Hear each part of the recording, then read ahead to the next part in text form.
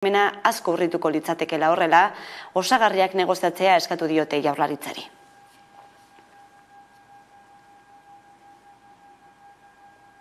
Kaixo guztioi, eguerdion, ongitorriak gurean gaur magazinera. Iraiak 29 ditu, osteguna da. Ekonomia alorrak hartuko du gaurkoan ere zentralitatea, izan ere borroka fiskal betean Espainiak pakete fiskala negoziatu du azken orduetan PSOE eta Unidas Podemosen koalizioak. Azken bileraren ostean, Maria Jesus Montero ogasun ministroak ziurtzat jo du akordio bat dagoela zergei dagokienez, baina Unidas Podemosek oraindik ez du itxitzat eman. Eta autonomien arteko zergen lasterketa betean, Inigo Urkullu lehendakariak fiskalitatean oso arduratsu izatearekin eta erabakien ondorioak oso ondo neurtzearen alde egin du, hala adierazi du ere Pedro Azpiazu ogasun sailburuak, datorren urterako ekonomiaren hazkundea 2,2% murriztuko dela iragarri eta gero.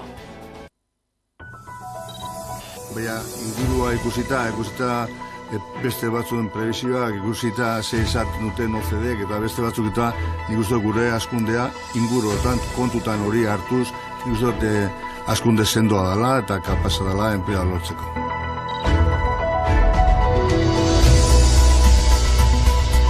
Deute ikusten momentuz, ez? Baina, bueno, ikusiko dugu haber etorkizuna segertatzen den, ez?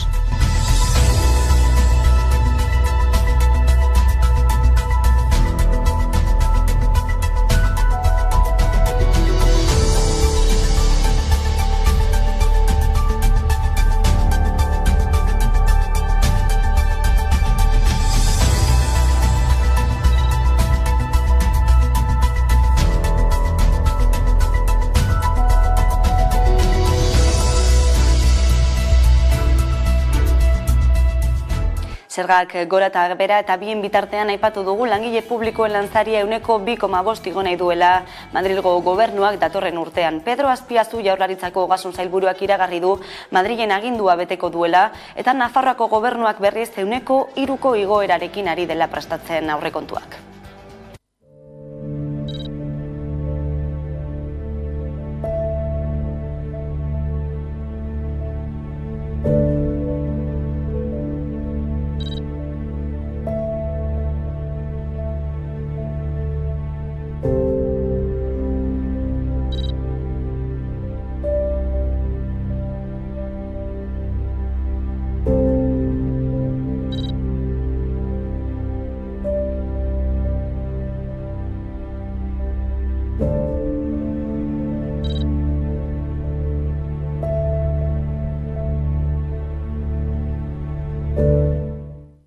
Mercedes-Benzek Gasteizen duen fabrikak enpresako ibilgailu elektriko berria egingo du 2025-tik aurrera. Mercedesek oraindik baieztatu ez badu ere, Emilio Titos Gasteizko Mercedeseko zuzendariak ziurtzat jotzen du hori.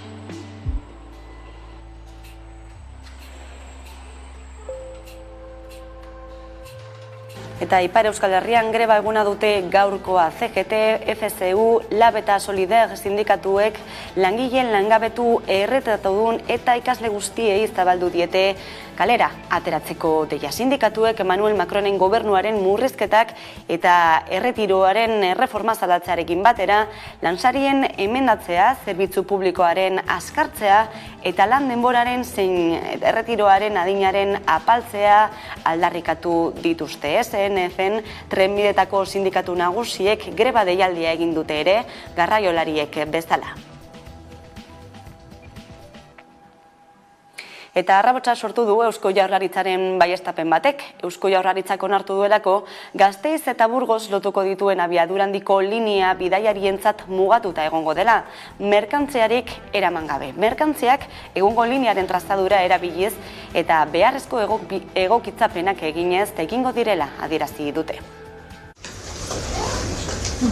Eusko Jaurlaritzak onartu du Gasteiz eta Burgos lotuko dituen abiadura handiko linea bidaiarientzat mugatuta egongo dela, merkantziarik eraman gabe. Merkantziak egungo linearen trazadura erabiliz eta beharrezko egokitzapenak eginez egingo direla adierazi du. Kontua da 2017ko abenduaren 28an orduko sustapen ministro Iñigo de la Sernak iragarri zuela Gasteiz eta Burgos arteko abiadura handiko linea bidaiarientzako bakarrik izango zela. Eta hurrengo egunean Iñigo Urkullu lehendakariak ironiaz esan zuen hori inozokeria bat zela. Eta ziurtatu zuen bere gobernuak ez zuela onartuko, azpimarratuz garraioak mistoa izan beharko lukeela. Madrilek eman dituen urratseko ordea bidaiarientzako zirkulazio bakarra baieztatu dute eta orain Jaurlaritzak ere ziurtza jo du. Testuinguru horretan EH Bildu galdetu du ea 2017an lehendakariak zergatik zioen inozokeria bat izatea espero zuela. Horren aurrean Iñaki Arriola Garraio sailburuak adierazi du galdera horren erantzuna ez dagokiola bere sailari. Atzera begira jarriz Gasteiz eta Burgos arteko abiadura handiko linearen proiektuak hainbat aldaketa izan ditu urteetan zehar, baina azken aldaketaren ondorioz lehendik egindako eta jakina bere garaian fakturatutako lanak lizitaziora atera behar izan dira. Pankorbo eta Iruña Oka arteko zatia esaterako lizitaziora atera da 13,75 milioi euroko aurrekontuarekin. Aurretik esleitu ziren 9 milioi euroen eta dagoeneko ordaindu diren 8 milioien aurrean. Horrek esan nahi du Espainiako gobernuak ordaindutako 8 milioi horiek alferrik gastatuko zirela. Bestalde gero eta gehiago dira Euskal Lidelakoa uharte bat izango dela dioten ebidentziak.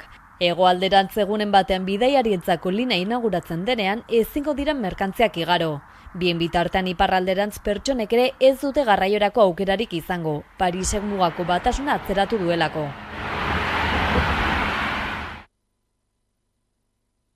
Eta urte bat, betetzear da Eusko Jaurlaritzak espetxeen gaineko kudeaketaren eskumena eskuratu zuenetik.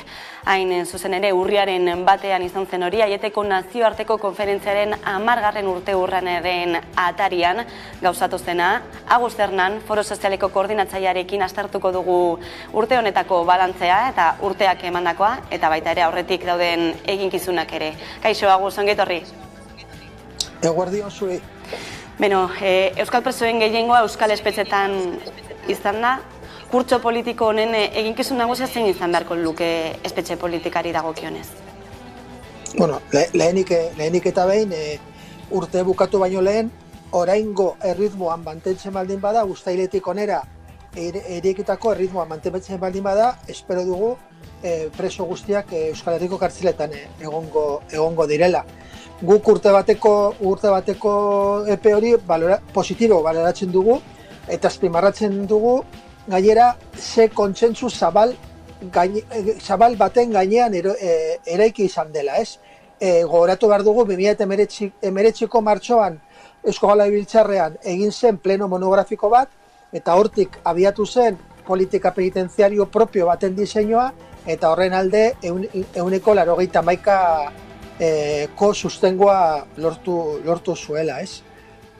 Zeintzuk dira kurtso honetako oraindik gelditzen diren tareak guk bi azpimarratzen ditugu. Lehena da, oraindik martxan dagoen salbuespen politikaren neurri batzuk, adibidez, preso 70 urtetako presoenak edo bizitak eta deien kontrolak, baina batez ere, bai, uste dugu ailegatu dela ja momentua, tipologia horien presoen bergizarteratzearen prozesuak definitzeko eta adosteko. Ez hori bakarrik, aipatu duzu salbuespen espetxe politikarekin amaintzeko aspektu batzuk oraindik ere kolokan daudela, gainditzeke daudela, eta gradu progresioari dagokionean zen nolako balantzea da azken urte honetakoa? Bueno, balantzea gazi gozoa. Ikusten badin badugu, Eusko Jaurlaritzan kartzela bakoitzaren tratamendu juntak egindako lanak eta Eusko Jaurlaritzak dagokion, badute batzorde propio bat horretarako dagozkion funtzioneak, balantze positiboa egiten dugu. Ikusten dugu, bai gradu progresioak bigarren graduaren premisoak eta hirugarren graduaren progresioak eta hori dagozkion eskubideak ondo argumentatuta daude, ondo azalduta dute, tratamiento zientifiko eta banakakoa ari dira lantzen, eta zentzu horretan positiboa da, baina horren aurrean, aurreko elkarrizketan Amega Telebistan aipatu genuen bezala, Audientzia Nazionala dago, eta Audientzia Nazionalean zenbait juzeak hor daude posizio batean, eta horren atzean lobby osoa, eta lobby daude zenbait komunikabide, fiskaltzak ere bai, etako biktime elkarte bat, horren inguruan lobby bat dago, eta etengabe muro horren kontra jotzen du, eta batez ere ikusten dugu, gero eta nabarmenagoa da, bi modelo daudela, ez? Audientzia Nazionalia zenbait epaile aplikatzen duten modelo punitibista, eta Euskal Herrian gehiengo politikoaren sustengoarekin aplikatzen den bergizarteratzearen modeloa, ez? Eta, bueno, por supuesto, bigarren modeloaren alde egiten dugu, eta naiz eta urratsak eman, egoera horretan segitzen dugu, ez? Aipatu duzu ere beharrezkoa dela, hemendik aurrera justizia restauratiboarekin lotuta horren oinarriak definitzen hastea, zein da kontzeptu honen gakoa? Hor batez ere, Eusko Jaurlaritzak, Eusko Jaurlaritzarreko sustengoarekin definitu zuen politika, ardatz importante batera bada justizia restauratiboa, ez? Justo, astelenean, Beatriz Artolazabalek konsejerak anuntziatu du, jada, martxan jartzen ari den politika berri hori, ez? Guk uste dugu, tipologia propio horren inguruan, motivazio politikoko delituengatik kartzelan dauden euskal presoak, justizia restauratibaren aldeko posizione bat egon behar dela, guk osatatu dugu horren inguruan parte bakoitzaren posizione aldekoa dela, baina egia da, definitu behar den modeloa, eta horren inguruan adostasunak lortu, ez? Eta hori da momentu honetan dagoen gakoa. Izugarrizko aurrerapen bada aldeko jarrera bat egotea, partez berdinen artean, eta hori urratz importante bada, baina konkrezio batetara joan behar dela, eta bueno, ikusten dugu baldintza daudela arlo horretan ere urratsak emateko, ez? Horixe beraz, hemendik aurrerako erronka nagusinetakoa. Agus Hernan, mila esker gaurkoan gurean izategatik. Zuei. Eta beste gai batzuei helduta, Katalunian, Junts per Kataluniak akats historikotzat jo du Jordi Puigneró presidente ordearen kargu gabetzea. Per Aragonesek, gobernuko presidenteak bart iragarri zuenez, Jordi Puigneró, Junts per Kataluniako presidente ordea, kargutik kanpo ustea erabaki du, berarengan konfiantza galdu duela argudiatuta. Egungo egoerak Junts Kataluniako gobernutik irtetea behartzen du, berehala edo militantziari kontsulta egin ostean. Juntsek politika orokorreko eztabaidan Per Aragonesi konfiantza mozio bat egitea proposatu zion, eta Aragonesek ez zuen horren berri, harrituta eta azterre hartu zuen proposamena, eta Puigneró kargutik kentzea erabaki du, diputatu eta kontseilari gehienek ez bezala, berak bai bazekielako eta eziolako ezerrerez jakinarazi. Eta Nazio Batuen erakundeak eta mendebaldeak zilegitasunik ematen ez dizkien galdeketak egin dira dagoeneko, Errusiak Ukrainian partzialki okupatutako eremu horietan, eta bozketa horietan Errusiako Federazioarekin bat egitearen alde bozkatu dute nabarmen gainera. Orduan lurralde horiek anexionatzeko prest da Kremlin 2014 Krimeako penintzularekin egin bezala. Galdeketen arira Errusiari presioa handitzeko eskatu du Ukrainiak, Kieben arabera, Errusiaren inbasioko beste krimen bat dira egindako bozketa horiek. Eta Nord Stream 2 gazbidean beste zulo bat topatu dute Suediako agintariek, eta aurkitu duten laugarren gas ihesa da dagoeneko. Bi herrialdeetako gobernuak Alemaniakoa eta Europako batasuna ari dira gertatutakoa ikertzen.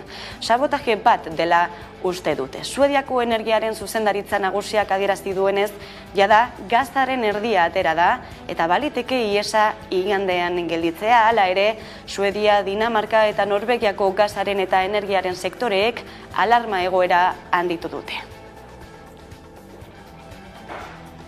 Eta gurera itzuliko gara kulturaren eskutik Ertzainak taldea bueltan delako, 2 kontzerturako bada ere. 1993an desegin zen talde gasteiztarrak agertokietara itzuliko dira 2 kontzertuekin, esan bezala abenduaren 16an Barakaldoko Beken eta urtarrilaren hasieran Gasteizen Aiara de Urreta. Ertzainak taldeak azkena gure alde izeneko bira aurkeztu du 2019an azketako kontzertuetan zein ondo pasatu zuten gogoratzeko. Kriston martza egon baitzen. Hainbeste urte Ertzainak taldeak barik, taldearen 40. urteurrena aitzaki, Garik, Josuk eta Tzampik momentuz ez dute pakean utziko. Abenduaren 16an Barakaldoko Beken milaka lagun bilduko dituen kontzertua eskainiko dute, hainbat gonbidaturekin gainera. 574 taupada baino gehiago sentitzeko modukoa izango da. Urtarrilaren hasieran aldiz Gasteizen paratuko dira oraingoan lagunarteko kontzertua eskaintzeko. Sarrerak urriaren 4tik aurrera goizeko 11etan salgai egongo dira ertzainak.eus atarian. Ez dago ilusio faltzurik oraingoan Ertzainak taldeak azken 2 kontzertuak eskainiko ditu, bata Bilbon eta bestea Gasteizen. Euskal Herritarrek zuaren gainean dantza egiteko aukera izango dute berriro. Kaixo lagun guzio gara Ertzainak, batzuk porraz berotzen dizkigute gainak, Ertzainak, berotzen gainak, musika zuztuko dizkiegu zainak. Aitortzen dut, izan zarela bizitzaren nonena, baina orain, baitialen baino lehen askai bezan. Araitzen dut basiatzen, dino askola bat, baina zoritxarrez, beste arrautzeik ez. Pinuz botrotaraino, Rock and rollak ez du inoiz dirurik emanen, inun baino alaiago izanen da.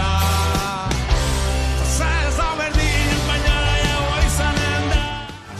Zasuna izea, baina hori nortuetarazi, etxean zain bakarrik erari, bosteun eta hirurogeita lau taupada, gehiago gure bihotzia.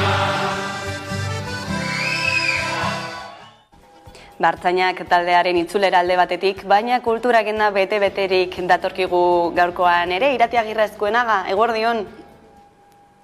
Eguerdion Leire. Bueno, asteburutik bertatik hasita, loraldia plazatik plaza Zaratamo Arrigorriaga jaialdia hasiko da. Hori da, bai, bihartik aurrera, Zaratamon eta datorren asteburuan Arrigorriagan loraldiaren edizio berri honen estreinaldia ikusteko aukera izango dugu. Esan bezala, gaur bertan hasiko du, loraldia elkartea badakigu, loraldia festivala Bilbon antolatzen eta euskara sortutako proposamen, kultura proposamen gaurkotuenak daudela helburu eta sustatzaileen helburu esperientzia berri honekin gaurkotu dauden proposamen guztiak beste herri batzuetara ere zabaltzea izango da. Beraz, bihar bertan Zaratamoko estreinaldi horretan edo den loraldia berri honetan Joseba Sarrenaindia eta Ines Osinaga taula gainean ikusten dugu, kantuen kontuak ikuskizuna eskainiko dute, literatura eta musika gustatzen duen proposamena. Hori Zaratamo. Eta datorren asteburuan Arrigorriagan ostiraletik hasita, Iratze Fresneda, zinemagile Arrigorriaga zinemagilea bera, Tetuan filmaren estreineko edo esklusiban irakurtzeko dituen irudi batzuk ikutzeko aukera izango dugu.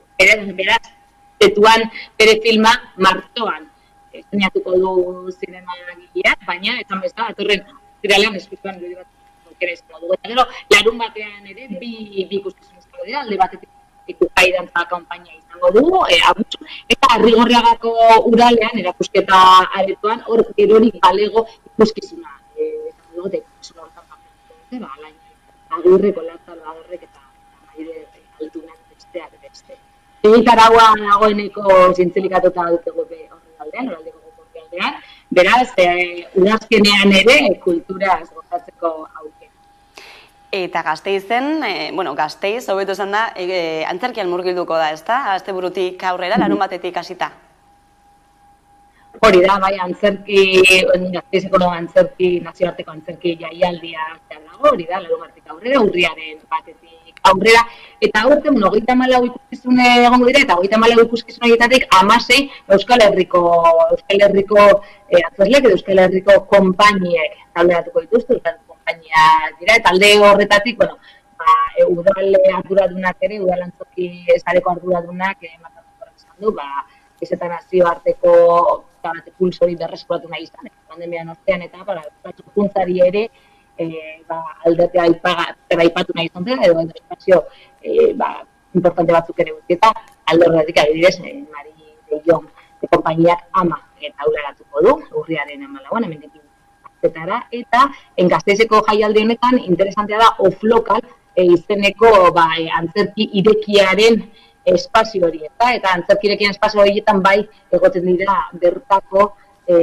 konpainiak eurenak taularatzen, eta gainera normalean behar bada antzerkia ikustera ohituta ez gauden espazioetara eramaten dute antzerkia, horregaitik ere interesgarria.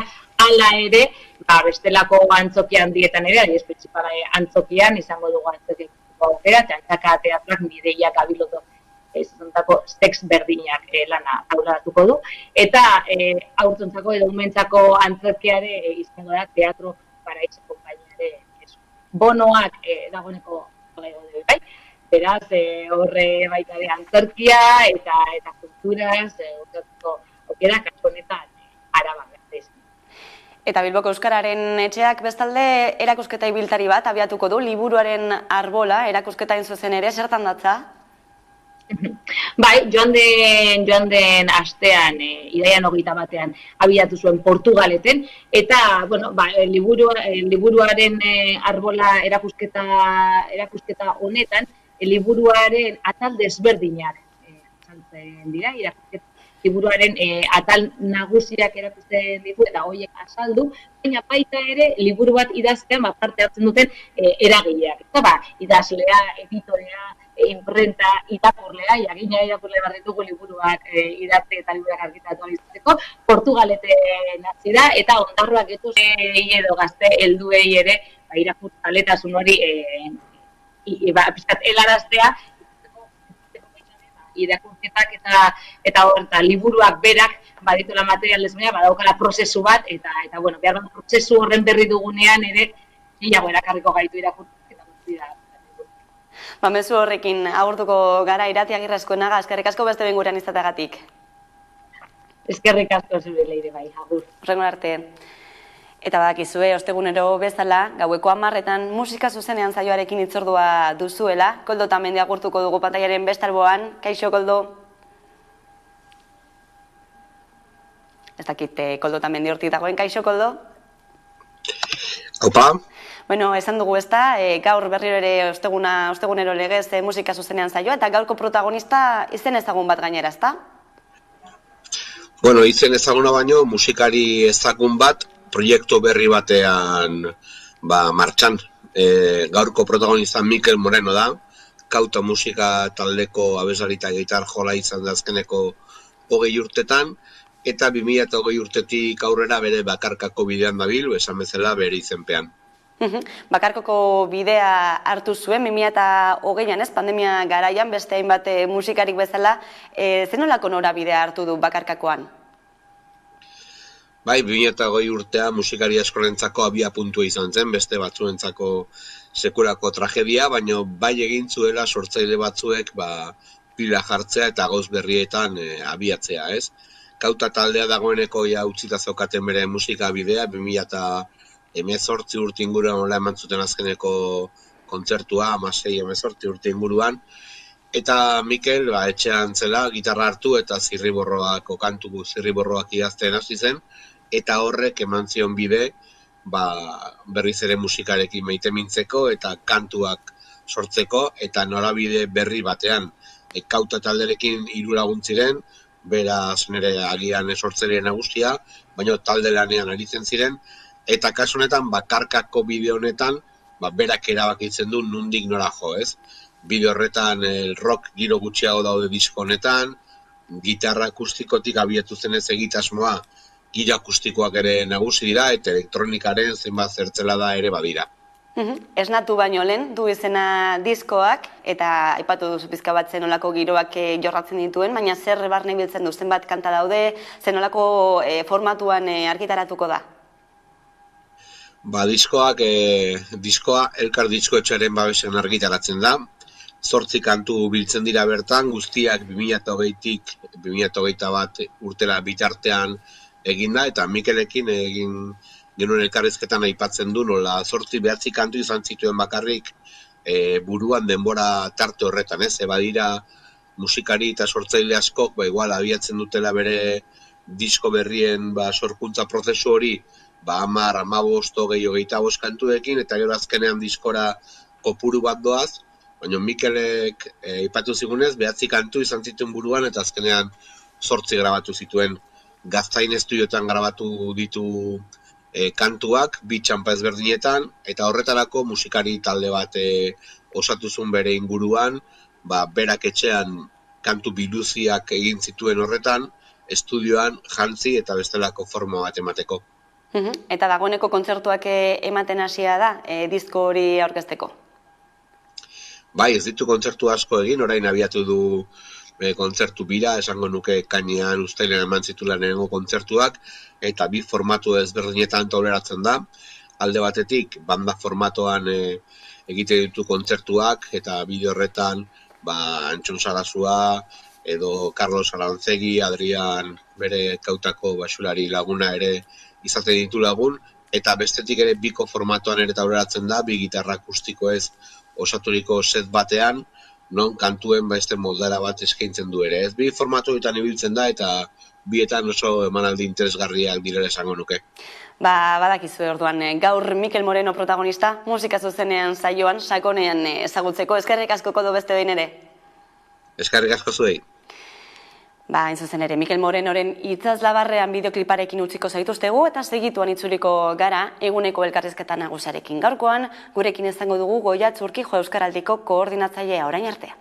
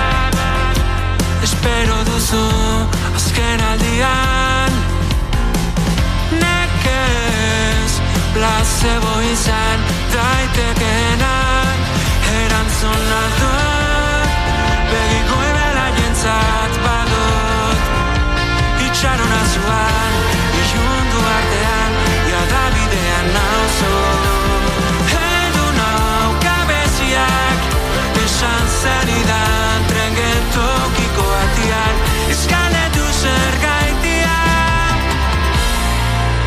ta galdu ginen iria.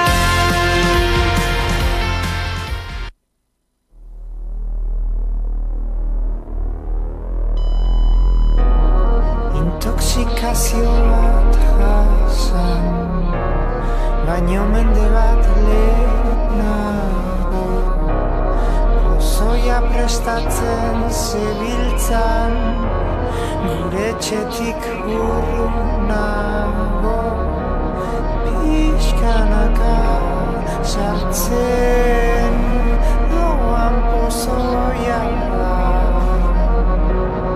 azkenerako itzen zaren horietakoa inguruan arriskurik ez baldin bada buelta eman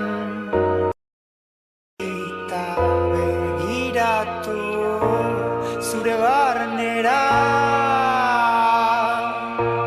inguruan galderarik ez baldin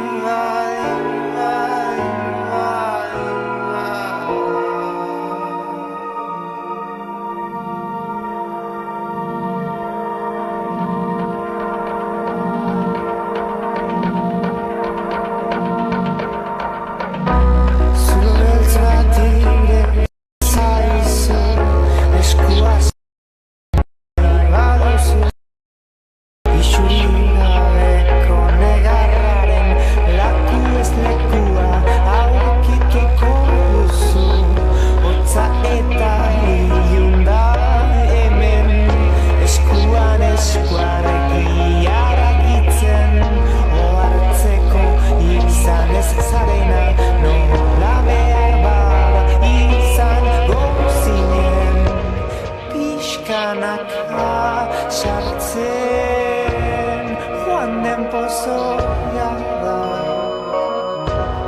ateratzen ere kosta egiten dena inguruan arriskurik ez baldin bada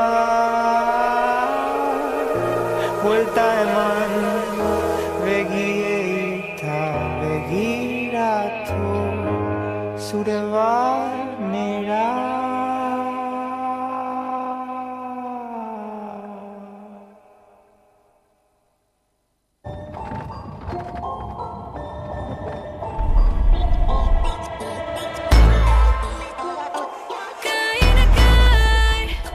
Kiribilka jauzia, zuloan berantzea panpin bat bezala utxia, ari batetik zintzilik bizia, bizitzako iparra, aurkitu ezina, bihotzeko naia, guztiz desegina, azida ez natean barne bazapia, nahiko izan du zendatu nahi du zauria, ez dago argirik zuloan, soilik zaude zuloan, baina lurra jo eta esnatzerakoan. Utzi ateratzen, azke piztia, esnatu zaitez, hor da guztia. Zugan datu indar guztia, utzi ateratzen, azke piztia. Zokata tira, tira, tira, tira. Hartu zokata tira, tira, tira, tira. Guda batean murgiltzen naiz egunero, jango nauzu erori ezkero, hankak lurrean bihotza bero, zertako hau eta gero, hor dago harri bitxia, egiozu kolpe, edo argi guztia, kenduko diote, ez pentsa bialez, egiozu kolpe,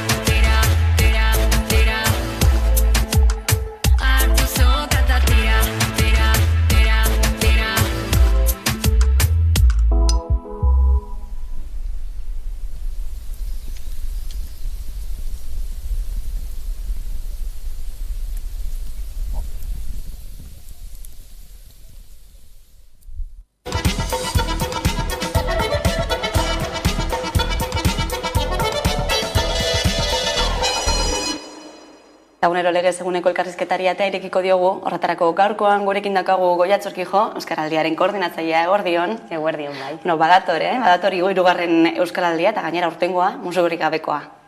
Gogotsu egongo zarete. Bai, poza daukagu horregatik ez. Azkenean aurreko edizioa, bigarrena, 2008ko udazkenean egin genuen, pandemia bete-betean, egoera oso zailean, baina egitea bera positiboki baloratu genuen eta urtengoan nahiko genuke egoera hobeagoan egitea, hori noski, eta masiboa eta ikusgarria izatea. Kaleak hartuz gainera ez, hori bai urtengoan bai, non jarriko duzu fokoa? Horretan, adibidez, kaleak hartzearen ideia horretan, aurreko edizioa aipatu dutez, egoera oso zailan egin genuen, harreman sozialak oso mugatuta, entitate asko itxita, ezin elkartuak, kalean ere ezin ginen egon, eta hori berreskuratu nahi dugu ez. Kalean egon nahi dugu, Euskaraldia ikusgarria egin nahi dugu, eta uste dugu hori ere importantea dela ariketa egiterako orduan ez. Indartsu aldator, aurtengoa, uste duzu berraktibazio bat ematen ari dela? Bai, eta ikusi dugu udaberritik ez, korrika gogoangarria izan zen, udaberrian, eta uste dugu ilusio hori ez, azaroaren 18ra ere helduko dela, eta ari dira ez, batzordeak ere herrietan, korrikak utzitako olatu hori hartuta martxan, entitateen lanketan, eta bai, uste dut jendartea ere gogotsu dagoela ariketa soziala egiteko. Itzez ekiteko garaia, hori da leloa, bera bakarrik azaltzen da, ez, esaldia bakarrik azaltzen da. Bai, hori da, uste dugu ekiteko ez, aditzorrek daukala indarra leloan, korrikaren leloa ere hitzekin zen, uste dugu hor sinergia bat sortu dugula, eta urte hasieratik ez, aipatu genuen bai korrika, bai Euskaraldiko antolatzaiek, aurtengoa nahiko genukela izatea hitza eta ekintzaren urtea ez, eta hortara goaz. Dagoeneko izen emateko epea zabalik, bai erakundetarako eta bai norbanakoentzat, hori da zuzen ere gakoetako bat, ez, elkarlana? Hori da, bai, entitateen izen ematea maiatza erdialdean zabaldu genuen, ari dira entitateak apurka-apurka arigunak sortu Euskaraldian izena ematen, urriaren 31 arte izango dute horretarako aukera, eta atzo zabaldu genuen norbanakon, hau bizita belarri preston izen ematea, Bilboko kafeantzokian, ekitaldi batean, apur bat ospakizun gisa ere hartu genuen atzokoa, eta oso pozgarria izan zen, bertan elkartu ginen, erakunde publikoetako ordezkariak, entitateetako ordezkariak, euskalgintzako ordezkariak, eta noski euskaltzaleak ere. Eta konpromiso hori ez, betetzeko, bai hau bizi zein belarri prest izan, konpromisoak betetzeko? Hori da, eta horretan ere jarri nahi dugu fokoa ez, pedagogia sozial horretan jarraitu nahi dugu, jendeak ulertu dezala ez, zer den hau bizi jokaera, zer den belarri prest jokaera, askotan gaitasunarekin lotzen ditugulako rolak eta portaerekin ez, lotu beharko genituzke azken finean hau biziek une oro euskaraz egingo dute, beti ere solaskiak euskara ulertzen duenean ez, eta aurrekoa ezagutzen ez badute, edo dena delakoa, lehen hitza ere euskaraz egingo dute, eta ulertzen badu, euskarari utziko diote, baita ere elkarrizketa elebidunetan. Eta belarri prestek ordea, aldiro erabakiko dute noiz eta norekin egin euskaraz, baina badira ere belarri prestak euskaraz asko egiten dutenak, eta hori ere azpimarratu nahiko genuke. Zenbaterainoko garrantzia dauka horrek ez, ohituretan aldaketak egitearena? Izugarria, nik esango nuke ez, azkenean badakigu eta behin eta berriro errepikatu dugu ez dela erraza hizkuntza ohiturak aldatzea eta Euskaraldia babesgune moduan ikusten dugu guk ez. Txapekin ikusi dugu, ikerketek ere erakutsi digute, parte hartzaiek adierazi dute ez, txapek babes hori eskaintzen dutela ez, askotan esaten dugu txapek superpotereak dituztela ez, babesgune hori sortzen dutelako, aurrekoa ikusten duzulako txaparekin eta badakizu berarekin euskaraz lasai aritu zaitezkeela, berdina arigunen identifikagarriekin ez, arigunen identifikagarria ikusten dugunean, badakigu bertan euskaraz lasai aritu gaitezkela, bertan hau bizita belarri prestak egongo direlako.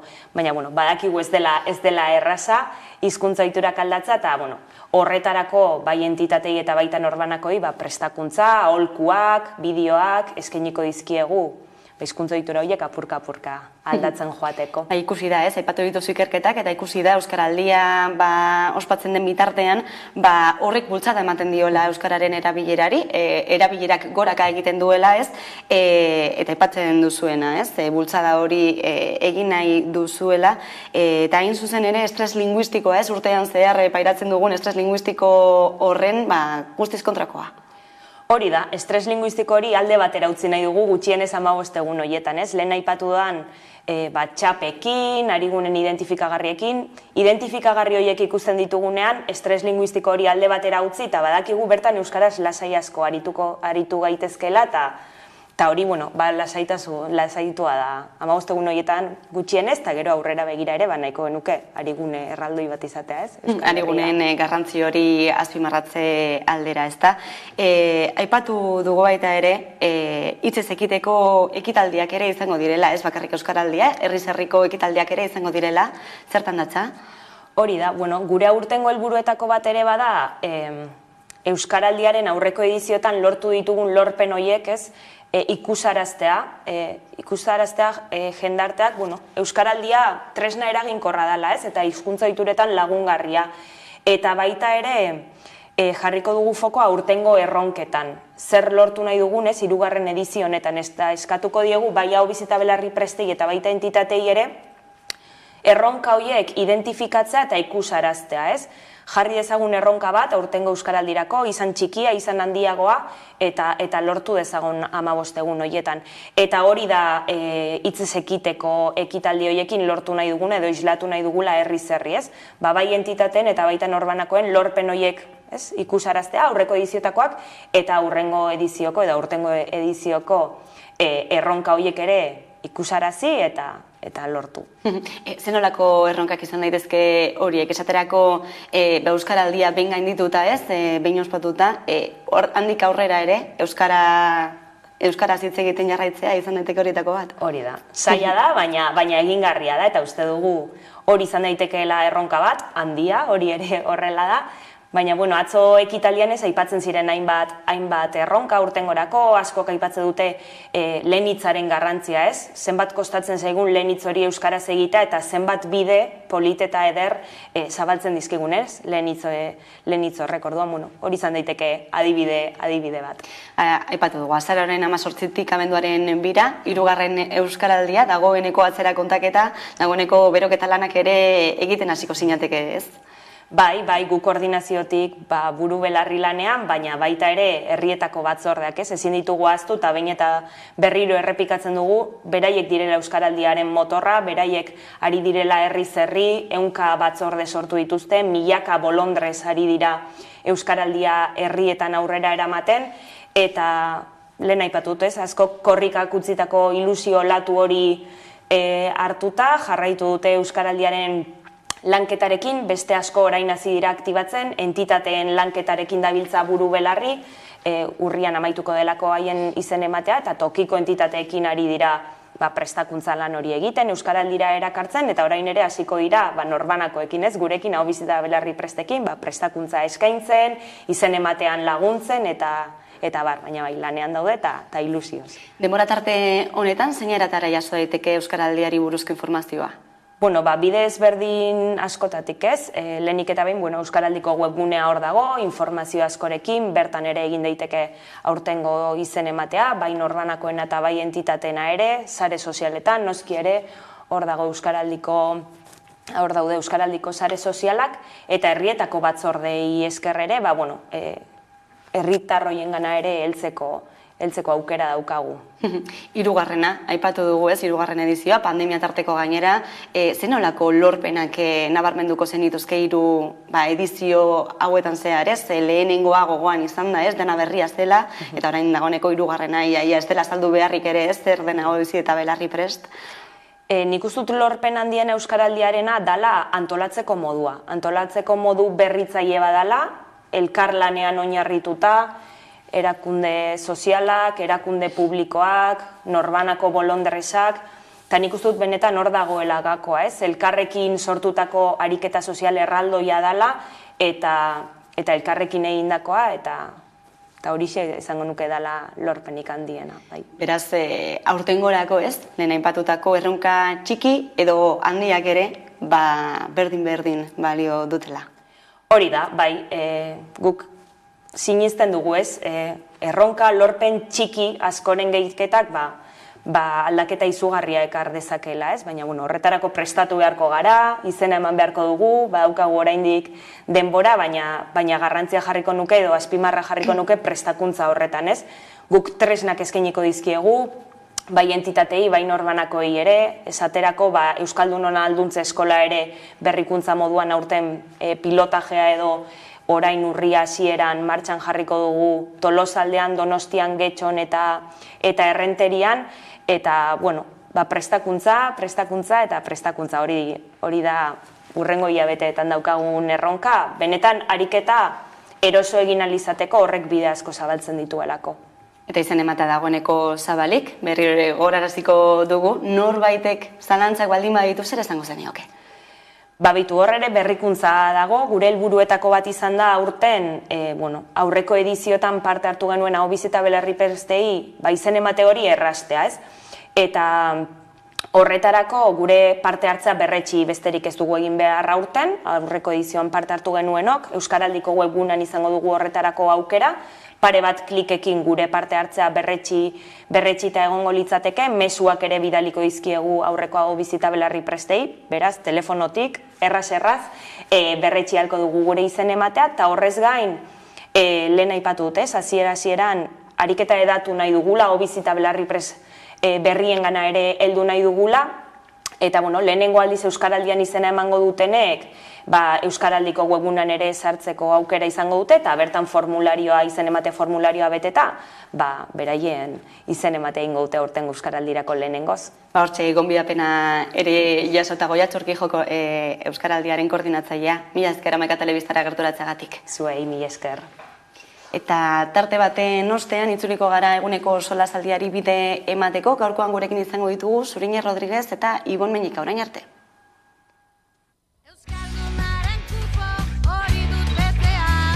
Esanekoa izan eta bakea, aski alda maite dut ozen esatea. Euskaraz bada zerbait, hitzeko izatea. Esazu hitz bat asendotuko naiz, hitz bakar batek suak izten du maiz. Martxan ipini Aho eta Belarri, ari entzunari. Zu etxerako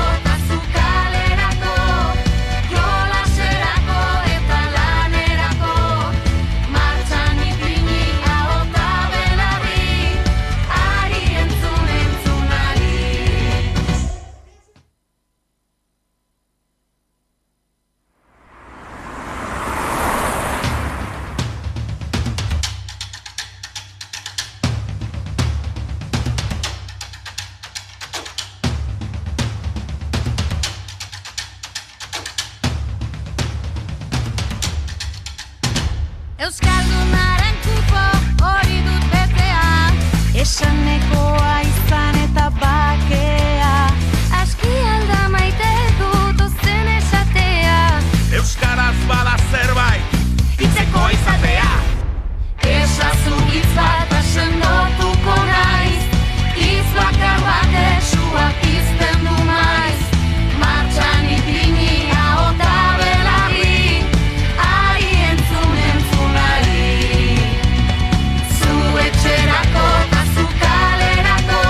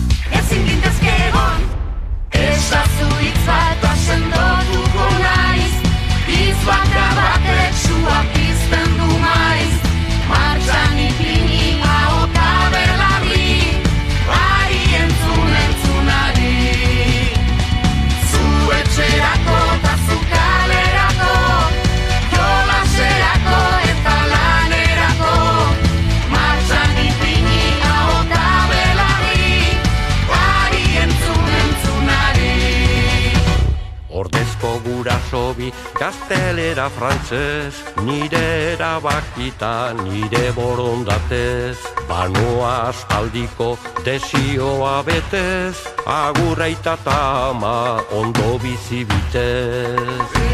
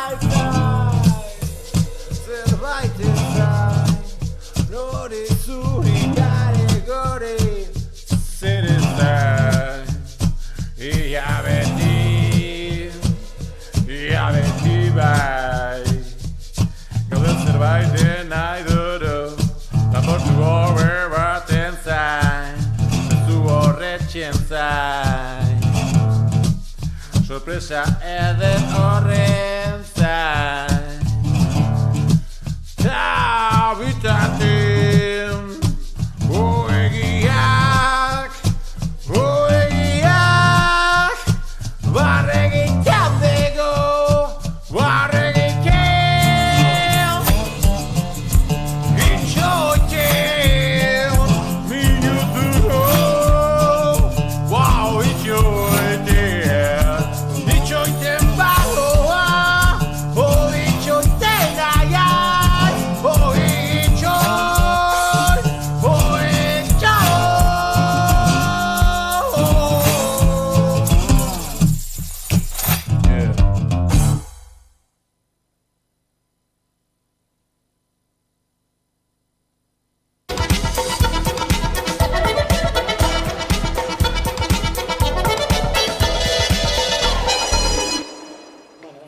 Eta egunero legez, solasaldiari ekingo diogu, horretarako gaurko solaskideak gurekin ditugu dagoeneko, Zuriñer Rodríguez eta Igor Miñika, ongetorri bioi. Zerrik asko. Katalunian begira hasiko dugu eguna, izan ere atzokoaren ondoren ez, argi eta garbi gelditu da krisi politiko sakona azaleratu egin dela berriro ere, gogoratuko dugu ezta, gainera larun batean, urriaren bateko erreferendum horretatik 5 urte beteko direla, eta ez dakit nola ikusten ari zareten gertatzen ari den guzti hori, Kataluniako gobernuan dagoen korapilo guzti hori, Puigneron, bai, kargu gabetzarekin, ez dakit. Bueno, nik uste atxoa saleratu zala zegoen krisi bat, hau da, etzen sortu batzu krisia. Nik uste dut biak apurtu nahi dutela, momentu hontan ja apurketa hori gauzatu behar da, nik oso saia ikusten dut, atxo gertatu zenarekin aberse egiten du, Juntsek ze jarriko du beste presidente ordea eta akatatuko ditu RC-ek egindako mugimenduk, saia ikusten dut, orduan nik uste dut abiatuko direla hurrengo orduetan, gainera izango da seguramente tita batean, eta igual hauteskundeak aurreratzen dira, ikusiko dugu, baina atzo gertatu zen nik uste dut danok ikusi, edo genekiena, ez? Krisia ez da berria, krisia jadanik sortua dago independentismo eta autonomismo horren barruan, gero zalantza asko uzten digu eta galdera asko uzten digu, zenka hau da barne gatazka bat, baina ere hitz egiten digu pixkat Kataluniak estatuarekin dakan harremana edo ez harremana ere, eta horren inguruan ere galdera asko. Ni esan behar dizuet, pen handiz ikusten dudala Kataluniako egoera, zen gaina hurrengo egunetan urteurrena egingo da erreferendunaz, eta nik justo erreferendunak kontra bizitu izan nuen, izurgarrizko itzaropenarekin, esperantza, demokraziako sentsazio handia, eta guain, bueno, ez dakita zerrea den edo etzipena da, nola ikusten dudan Kataluniako egoera politikoa, ikusita gainera kalean dagoen klamorra, eta kalean daren prioridadeak eta beldurrak. 5 urte hauetan asko aldatu da, ez, egoera? Bai, bueno, ni justo hortik, bukaera horretatik ari tiratuta, enbesteko garapena aukin du, eta baina enbesteko gertaren mondira, eta azkeneko egunetan nahiko grafikoak direnak, baina gauza batzuk, zakit ez, apurtxo gure burua baitere kokatzeko, nik uste dut bergoratzea gure burari baitere nagungarra direla, ez? Ze urriaren bateko efemerida beteko da, baina urriaren batetik, bata baino harinagoko noiteko, ez? Prozesu guztia ze dimentsio historiko hartu zuen herri horretan, nik uste dut baitere badala azpimagarria izan daiteken elementu, ez? Eta badirudi, jada hori baitere ahaztuta dagoela, eguneroko igual jukutri horiek baitere apurtxuet difuminatzen dutelako, ez? Baina alduntze prozesua, demokratizazioan zelako sakonketa maila monzan, kalea eta instituzioen arteko noiteko garapena, prozesua berak edan zituen eremu eta ur eta diskurso eta ikuspegi ezberdinetatik konfluentziarako gaitasuna, eta horren maila batean ekarri izan zuen noiteko ez, urriaren bateko emaitza izatea, ez. Urriaren batak baitere bestelako emaitza batzuk baitere irudikatu zizkigun, ez. Noiteko herri baten nahiaren ariketa herrikoia eta bateratua, inoz adierari guztinarekin, baina aldi berian baitere estatuaren noiteko posizioaren noiteko adierazle garbi bat izan zen, batez ere represioaren bitartez garatu zegoena, ez.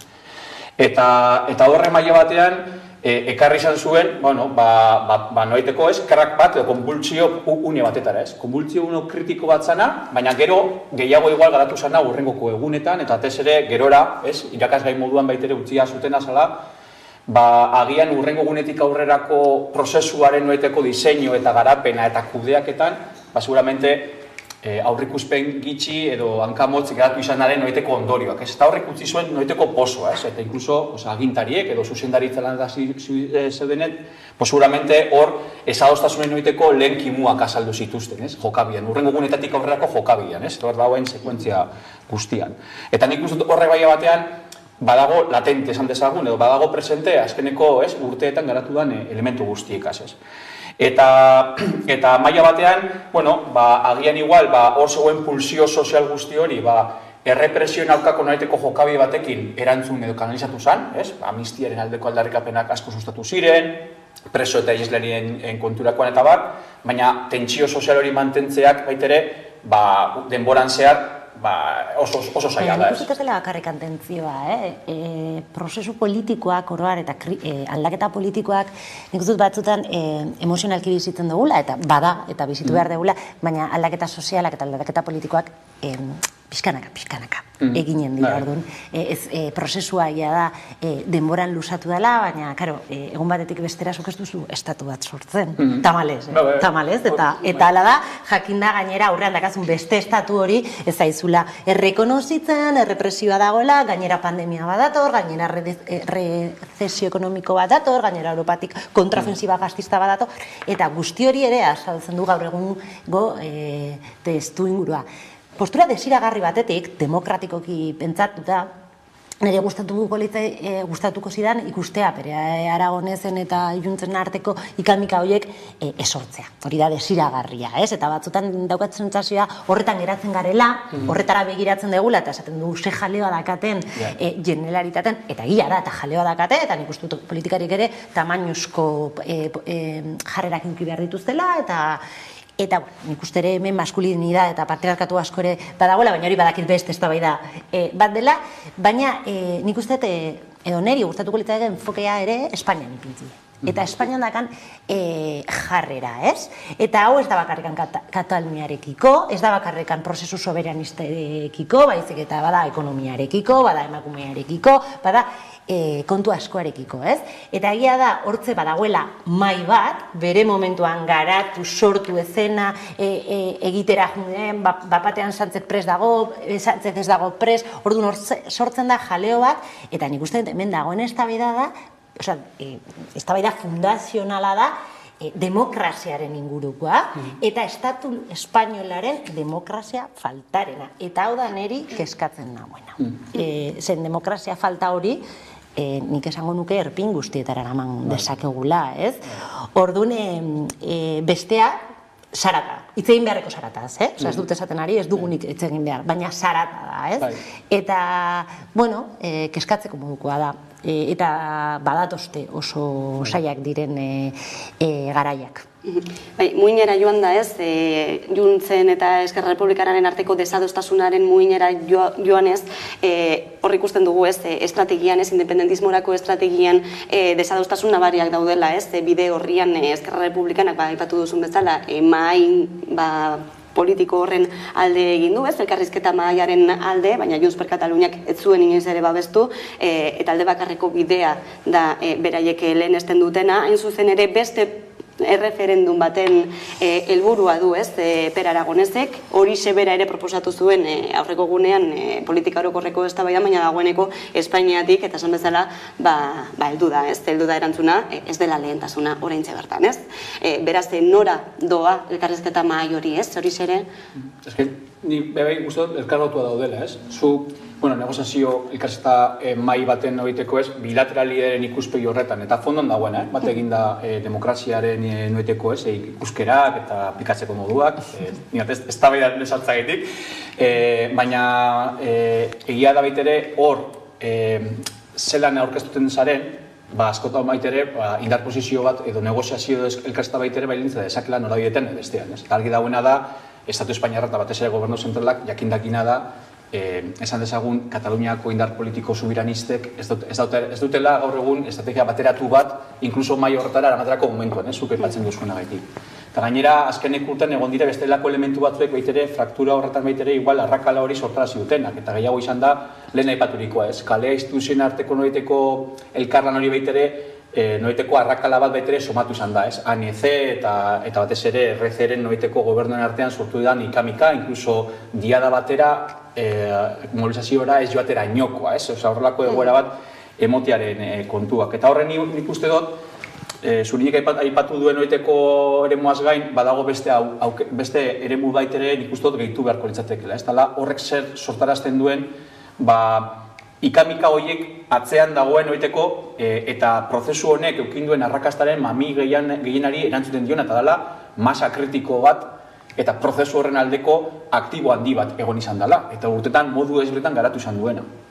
Horrelako ikamikek sortarazten dutena solamente txipena da, estrategia bateratze bat ez ikusten sortzen duen oiteko, ez, egoneza, eta batez ere, barne lehia asko baitere, azelazten dire eta lehen epaturikoa, ez, zarata hori, ez, badagoela, ez.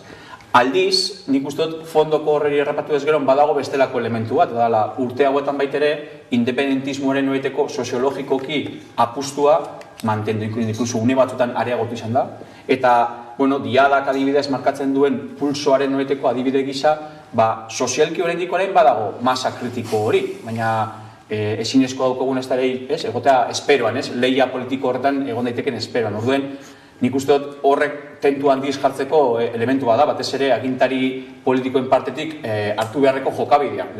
Zure lehiak barne kanpoko ez aratao, herri bat daukazu, eta herri horreri begira, ez, jarri behar zara eta horren zerbitzura jarri. Daukazen behar izan erantzunez, baina batez ere, esperantzazko zer egun bat eskainiz, dagoen errealismo politikotik eta dauken pronpesotasun guztiagetik. Eta horreri heldu behar zaio, eta horretan, begirada historiko hori baiten ikustot beharrezkoa daukatela. Ez da, une honetan ikustot une kritiko baten dago eta segurenik zarata honek ez diola horreri inongo meserik egingo. Bueno, nik uste estrategia ez bateratua guztiz legitimoa, gainera uste dut ikuspuntu demografiko batetik gaina interesgarria dela, kontua da hemen estrategia ez bateratua, baina elkarrekin dare. Hortun, karo, hori egiten duk inkompatiblia denik, ez? Estrategia ez bateratua, hemen ere daukegu, EAJ dauko estrategia bat, EH Bildu dauko beste bat, eta gero indar espainolak daukate beste bat, osa dinot, hori erreala da, eta irakusten digu herriaren soziologia, bera, ez? Karo, hemen eztabaida da, elkarrekin dare, orduan, moztu behar dute, osa ez dago besterik. Ez dago besterik, ez dakate momentu batean bazekaten akordio minimo bat, akordio minimona hortik abiatu zuten elkarlana, baina estrategia ezberdina denean apurtu beharrez. Hori netzako ez da dramatikoa. Dramatikoa beste gauzatzu dira. Eta gaina interesgarria izan daiteke. Orain hemen sortzen dana da justos konfrontazio ideologikoaren espazioa. Zer da Kataluniak nahi eta nahi duena, maioriak esango diogu, nahi du autonomismoa, nahi du soberanismoa, nahi du independentismoa, nahi du estatutoa, nahi du independentzia, hori ikusiko dugu eta seguramente hauteskundeak izango dira lehenengo neurgalua. Naiz eta hauteskundeak ez direnik bakarrikan neurtzeko gaia, ez? Orduan, nik uste hemen dagoela klabea. Ikustea, nork dan kapaza, eta ez dago bakarrikan RZ eta JUS, badago PSC, badago KUP, badago Komuns, badago beste indar batzuk, eta nik uste dut urrengo egunetan, eta urrengo hilabetetan batez ere, nola sortzen dira indar horiek emango digu ere aukera. Ez dugu astu behar, ez dakigu zer gertatuko den generalitateko egoerarekin, baina ez dugu astu behar hauteskunde municipalak ere datostela. Eta hori, eta nik oso frikia naiz hauteskunde municipaletan, zen uste dut municipioetan hitz egiten dela benetako eguneroko tasunetaz, eta jende askoz gehiago konektatzen duela hauteskunde horiekin beste batzuekin, baina nahiz eta beste akoz garrantzitsuak diren. Eta nik uste nola funtzionatzen diren eta nola sortzen diren korrelazioak ere markatuko digu noradoan. Katalunia jakinda hortze ere badagoela Espainiako mamu hori eta Espainiak sortzen duen errepresioa, orain momentu honetan ez da hain materiala, baina errepresio simbolikoa existitzen da ukazio bat dagoelako, ez nahiaren ukazio bat dagoen enean errepresioa dago, ez? Orduan, panorama analitikoki oso interesgarria da. Gero, beste gauza bada, egunerokoan nola txertatzen den hori, baina mugimendu asko da etorriko dira hurrengo hilabetetan nire ustez. Bai, gaur gainera goizean juntzen bazeukaten bilera hori erabakitzeko, ez hemendik aurrera zen egin, ikusiko da hurrengo egunetan ere zen norabide hartzen duen guzti honek. Gurera itzuliko gara, Euskal Herrira, eta ekonomia gaiei helduko diegu, badakizue KPI-aren azken datua 9%koa dela, pizkatxo bat jaitzi egin dela bai, baina oraindik ere oso altu jarraitzen duela, eta prezioen igoera horri ez, nola heldu hori izaten ari da ez, galdera nagusinetako bat, gobernuetan ere, eta bitartean, promesa fiskalen lasterketa hasia da dagoeneko, baina zein norabidetan, ez? Horixe ere ikustekoa, izan ere, badirudi, beherantzako joera bat proposatzen ari direla gehienak. Pedro Azpiazu, Ogasun Sailburuak, horren inguruan hitz egin zuen atzo. Zerga jaialdea. Hilabete hauetan zerga figura berrien proposamenen jauzi baten lekuko izaten ari gara. Eusko Jaurlaritzak ere eta foru aldundiek komunikabideez ezagutzen ditugunak. Nire azarrea adierazi nahi dut, eta administrazioaren arteko lankidetzarako modu serioagoa bat eskatu. Euskadik finantzaketa araubide bat du. Euskal itun ekonomikoa aldebiko akordioetan oinarritutako araubidea. Zerga jaialdia, zioen Azpiazuk, ez dakite, konpartitzen duzuen, ez? Behintzat, sentsazio hori, alde batetik eta bestetik ari direlako proposamenak egiten, baina zin norabideetan, ez? Hori zezen galdera, norabide honean doaz proposamen horiek zuen ustez?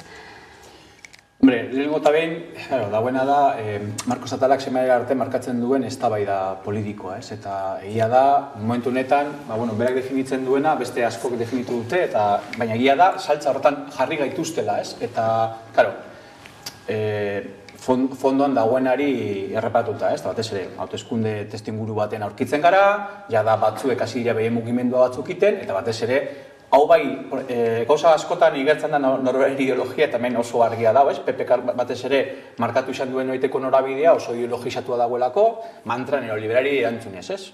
Zema eta impostu edo zerga gitxiago eduki, ekonomia hoberantzoa eta orduen onura gehiago sortzen ditugu. Eta hori da, ni daukadan eskumenetatik baitere garatu behar dana. Eta batez ere, indartsuenak izan direzen noiteko ez, autonomietatik egin dute, ez? Madril, Andaluzia, Galizia gehitu da, eta barrak.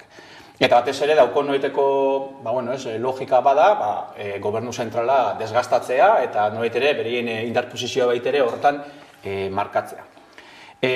Lazterketa horrek eragingo gaitu tamalez, eta Azpiazu jaunak badaki, eta de hecho ja horren arabera baitere bere iritzia plazaratzen du. Tamalez eragingo dugu. Nafarroan baitere ja da, lasterketa horren logikan baitere, Nafarro gobernuak baitera adirazi du, ikertzen hasiko dela, aztertzen hasiko dela, zer egin, zer gene kontuarekin. Fondoko eztabaidari heldu gabe, noski. Eta bada ez, zertarako tira, eta horren ondoiz baitere, ze izaera aukin beharko luketen, ez? Biltze eta aliketa progresiboan jak izan, eta nola baitere, aliketa justuen izateko bokazioarekin. Guztien onuraki, ez gutxi batzuen onurarako alegia. Gehien daukonak, gehiago ordaintzearen beharra, eta gero, bigarren eztabaida benetazkoari heltzea, eta zergetatik errekaudatzen dugun dirua, zertarako baliatu, ez? Claro, EAren kasuan, eta bukatzen dut, EAren kasuan, badago, noraiteko, estadio horretan bigarren elementu bat, eta Azpiazu jauna geratzen da, lehengoko egoeran, bigarrenari heltzeko baitere, seguramente interes askorik ez daukolako, eta bada, hemen, biltzea, historikoki, Estatu Espainiarraren mediatik, baino gorago, egon izan gara. Eztabaida soziologikoa eta ongo da horretan, ziurrenik, baina egon izan gara. Eta inkluso, Europako mediara gehiago hurbiltzen garen, noiteko eremua gara. Bai? Orduen, gure galdera izan marko litzateke. Eta jada rekaudazio horretan, bilketa horretan, sortzen den diru aberastasun hori, zertarako bideratu beharko genuke gaur eguneko testu inguru konplexuan. Eta hor sartu benetako eztabaida. Azpiazu jauna horretan ez duen besterako interes igual sartzeko, baina benetako eztabaida hori izan beharko litzatekeela. Edo sozioekonomikos, hemen daude bi ejes, dago batetik non hartzen dira erabakiak, eje nazio ikuspuntua, zentzu honetan oso azaldu duzu, ez? Espainian hartzen ari badira hainbat erabaki geholira egingo digu eta eramango digu, eta batez ere agenda markatuko da hortik, eta gure agenda hortik sortu beharko dugu, eta gero dago beste ejea. Eta da, ze eredua dauke. Zertarako hori ereduaz hitzik eguta. Eta nik uste oso seguratzua da, eta hemen Euskal Herrian ni beti iruditu zait oso kuriosoa, zer atxo adibidez bai ikusi genuen Espainian aldetik, koalizio gobernuan bi arima, zeudala, gero eztabaida dezakegu estetikoa zen edo benetakoa, hori badakit dela beste eztabaida. Baina bai ikusi genituen bi arima zeudela, PSOE bazegoela, nik uste dut klase medietara gehiago begira, eta Unidas Podemos hortze klase popularretara, ikamika bat zeruzet, baina niri oso esaguratu erutzen zait, ea gertatzen dana. Gobernu bat dago, bi alderdi, dakana, bi alderdi, ezken hau esaten dut askotan, jende batzutan esaten du, EAJ gobernatzen du ez barkaiaz, ez baina ez du EAJ gobernatzen.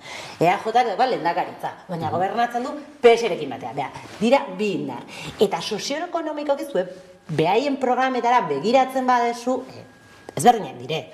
Ez dira biak radikalak, hori Holanda, radikaltasun barkaia zuen, ekonomik hori ez dakate, baina bat daude diferentziak. Eta aman komunean doazte. Eta nik ulertu dezaket aman komunean joatea beste kontu askotan, Baina ekonomian eta ekonomikako krisiari nola aurregin, hezkuntzan adibidez ikusi dugu ikamikak dituzera, hezkuntza legeari begira, baina ekonomian batera doaz. Nik Azpia entzutean esaten dut, eta Andueza jauna ze pentsatzen du hontaz, edo Mendia Anderea ze pentsatzen du hontaz. Eta hori, Espainian bai ikusi duguna, eta niretzako demokratikoa eta interesgarria da ere hau ikustea, ikamik hauek, gero eztabaidatu zu estetikoak diren ez. Baina Euskal Herrian ez ikustea ere, niri asko beldurtzen hau, eta nola sortzen ari diren hegemonia, zeba, dirudi badagoela EAJaren eredua, EH Bilduren eredua, Alderdi Popularraren eredua, eta Podemosen eredua, eta PSE, non dago PSE hemen? Zerbait esan beharko du urrengo egunetan, gaur PSOek Espainian iragarritu neurri batzuk, imaginatzen dudana, PSek besten dituena, ez dakit EAJak ondo ikusten duen ez, urrengo orduetan ikusiko dugu, baina hau ere, nik ustut hitz egiten dugula batez ere hauteskundeko posizioaz, ez? Eta ja hemen ari dira pixkat mugitzen, non jarriko da, eta nik uste dut, eta esan behar da, nik uste dut PSek retritatu nahi duela EAJarekin dituen gobernuak. Eta hori hitz egiten digu, eredu sozioekonomiko oso zehatz batetaz. Eta hau, esan behar dugu, ez? Bai. Historikoki, PSek hartu duen horieteko norabidea, zoritzarrez erakusten dozkuna da, gaur egunekoaren jarraibide hutsa dela. Eta egia da. Eta nik uste dut gainera, askotan, lehen aipatu duzu eta doz, ez? Non erabakitzen den, eta horrek ze eztabaida marko sortzen duen, ez? Eta niri bereziki interesatzen ez dena da Euskal Herrian ze eztabaida marko daukagun. Ditugun ezaugarri batzuk, ez dira beste denontzeko, baino ezberdinagoak, nahiz eta askotan pentsatzen dugun oasi de irla baten bizi garela, ez dira, baina beste batzuetan baditugu ezaugarri batzuk, ez? Berak aipatu ditu aldebikotasunaren kontuak eta bar, hori izan diteke bat, bai, ados, baina hemen baditugu bestelako elementu batzuek, seguramente sortzen dutenak noraiteko eztabaidan, ikuspegi ezberdinak ahalik eta eztabaida demokratikoena emon dadin. Eta ez bakarrik gobernu batean edo klase politikoan, baizik eta jendartean baitan, ez? Sindikatu daukaten posizioa, hemen hitz egin dugu horretaz, ez? KPI-ren inguruko elementua, ja negoziazio guztien egiteko elementu zentraletariko bada, borroka handiak izan dira, Mercedes horren lekuko, ez? Hor badaude elementu batzuek, maigainatzen dituzten elementu batzuek tamalez, estatu mailan igual ez ditugu nahi hain oihartzun handikoak ikusten edo entzuten, ez? Sartu gabe gehiagotan, ez? Eta nik uste dut horreri erreparatu beharko litzatekeela. Baina aldi berdinean, lehen aipaturikoa, ez? Hemen dagoen diru aberastasun gehigarri hori, ulertuta bestekin aldatuta eta kontuen hartuta horreteko zen arriskuak, baina dagoen aberastasun hori ze ereduaren mesedetan edo zertarako edo ze lehentasun markatzeko baliatu ditzakegun. Deflakzioaz ere hemen hitz egiten ari gara, bai. Esaten ari dut, egia da, ez garela oazi bat, baina baditugula gure ezaugarri propioak, baina ez da kasualidadean ustez deflakzioaren proposamena foruetan eraman da, eta aldi berean eraman da, Espainian alderdi popularra duten beste espazioetara. Eta hau ez da, ez da hitz egin ari neurri progresibotaz, hitz egin ari da deflakzioa. Eta hau da panazea. Alderdi popularra gobernatzen duen lekuan implementatzen ari den neurria da hemen panazea modun saltzen ari digutena. Ereduen neoliberala, ez da besterik. Eta adibidez, horregi jarraituta, karo, nik nahiko nuke ezagutu momentu honetan, ez? Karo, dauden nobeiteko ondasun horiek, mantenduko badugun, existitzen ez dan AHT baten aldeko indarri esagutze baten edo diru esagutze baten aldeko apustu egiten. Zeren dela gutxi, adirazi digutena da, Burgos ere begira doana, merkantzietarako ez dena izango, orduen, galdera egitetzeke, hor egin dugun diru esagutzea, nor da horren erantzulea, eta gero, hemendik aurrera dagoen eskeman, hor gehiago inbertitzeko asmoa dago, gobernuak asmoa dago, bai. Urkulluk ezan zuen bere politika orokorreko plenoan, Osakidetza indartuko zula. Imaginatzen dut urrengo hilabetetan ikusiko dugula nola, ez? Baina zergatik indartu behar du Osakidetza? Osakidetza bera dagoen egoeran dagoelako, ez da, batzutan ez, iragartzen diren neurri batzuk dira, jartzen dira izugarrizko neurri bezala, baina neurriak ez dira iragartzen diagnostiko bat ez badago. Eta Osakidetza ez dago gaizki dagoelako, egia da, pandemia bat etorri dara, eta hori eragina bat eukidula, ez? Edo hezkuntza bera, edo delakoa, ez? Ez daude horrela, baizik eta erabaki zehatz batzuk hartu direlako historikoki eredu hartara eraman gaituena. Eta hau, erantzukizuna Bai, exigitzen du. Ez da normala, osea, ez dakitzuek, baina ni gizarte zerbitzutan Euskal Herrian ikusten dut jende asko eta asko eta asko. Eta gizarte zerbitzua ez dira aberatzak joaten, pobreak joaten gea. Orduan, hori esaten digu, ere, gure gizartea ez dela, justu bizuk esan duzuna, eta errepikatzen ari naiz badakit, ez dela guazirat.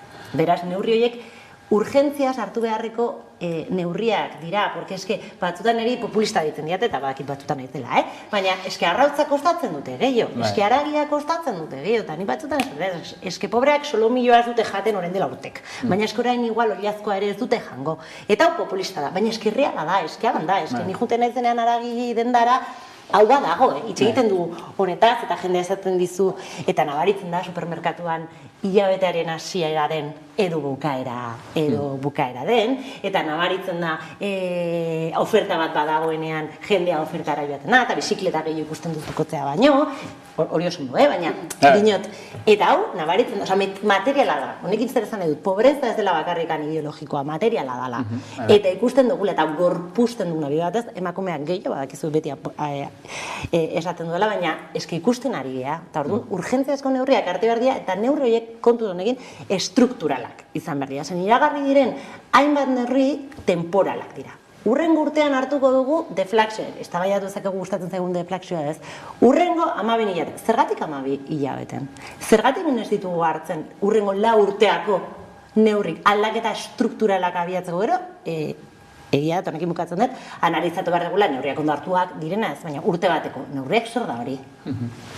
Ikusiko da ez, hitzak eta ekintzak bat datozen fiskalitateari buruz, aurrekontuen proposamenean datozen aste eta hilabetean ikusiko dugu, eta honekin lotuta ere ez, aipatu dugu fiskalitatea, aipatu dugu inflazio altua dugula, aipatu dugu baita ere, behin baino gehiagotan hitz egin duguna ere ez, negoziazio kolektiboen ardatza izaten ari dela soldataren negoziaketa hori, soldaten igoera hori, eta Madriletik dator berriro ere langile publikoentzako igoera hori markatuta. Lantzaria ehuneko 2,5 igo nahi du Espainiako gobernuak.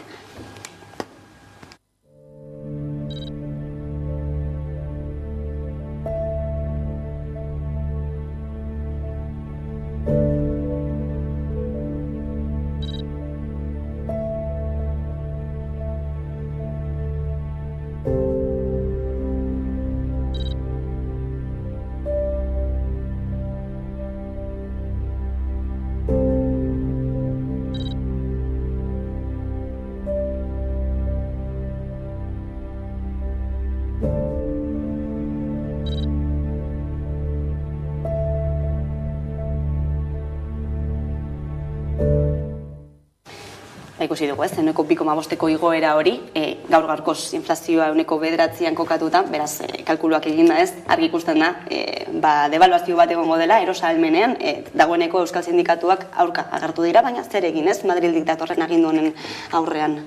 Hori zere korapilo bat. Bai, eta nik uste dut justo lehen aipatu duena zurinek horren adierazlea dela, ez?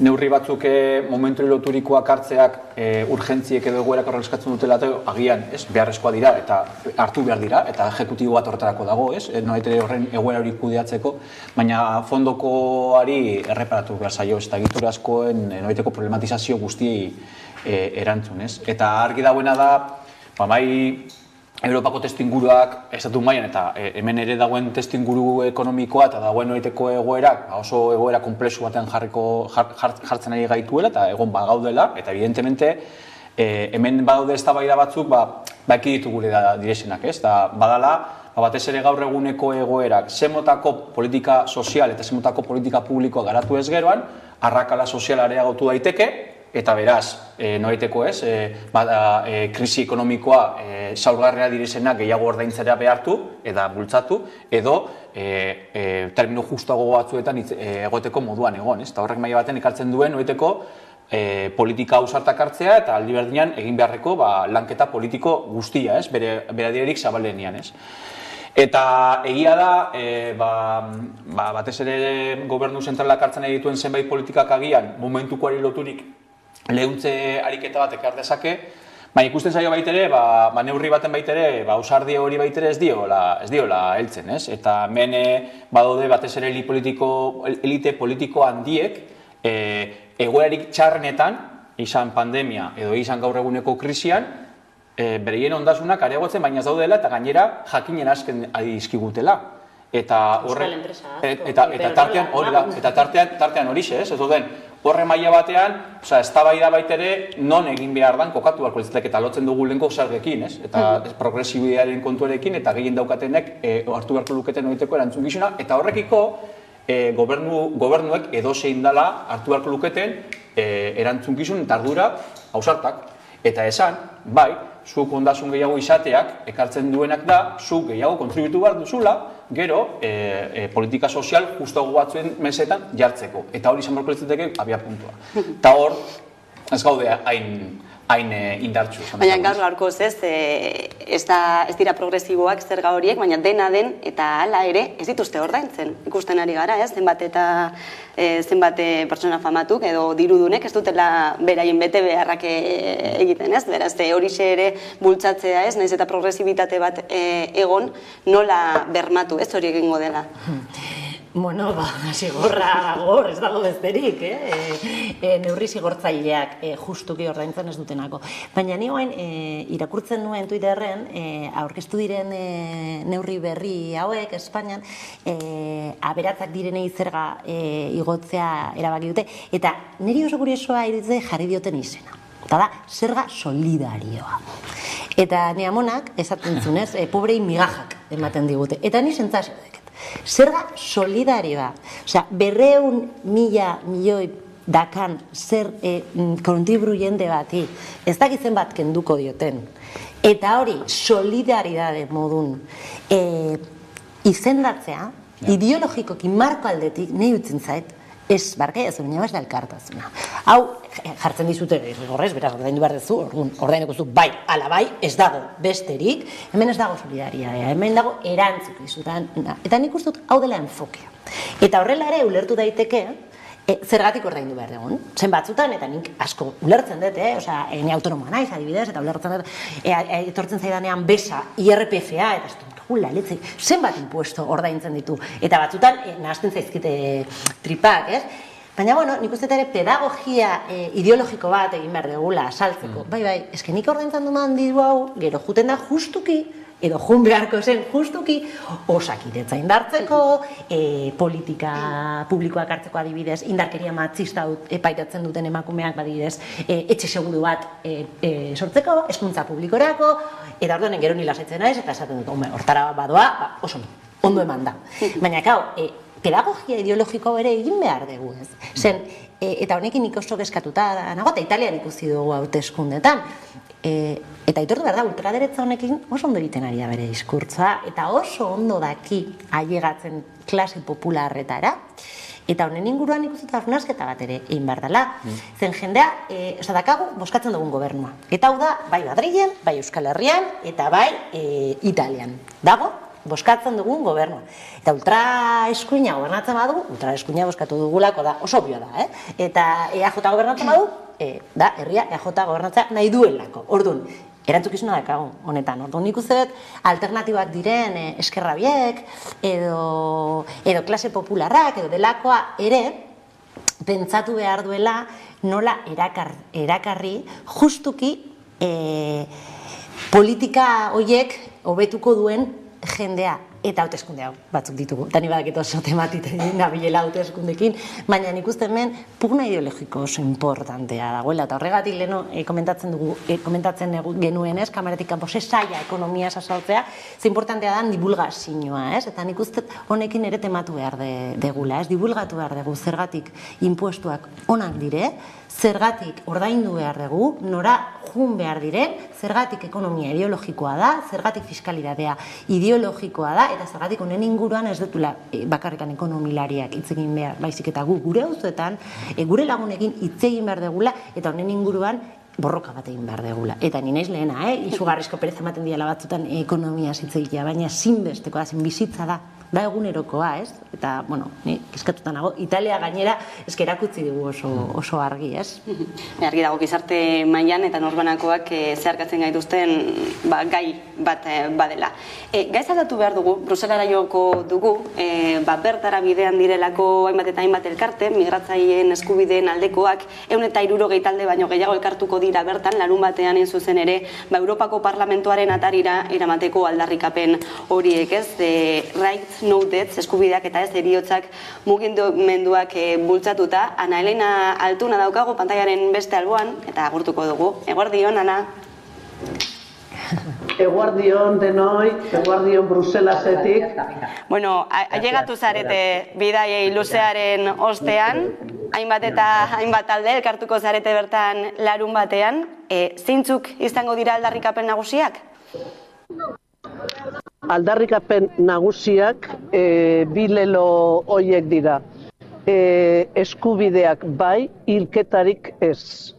Horrek dira gaur bertan, ja komisio bat, gure arteko komisio bat, ja egonda europarlamentarioekin, hemen, eta batez ere migrazio politiken aldaketa totala, eta eskubideak direla arautu behar direnak, ero argi dagoela denontzat izan behar direla, eta ezin dena gehiago izan da Europara iristeko hainbeste hilketa soportatzea gero eta gehiago.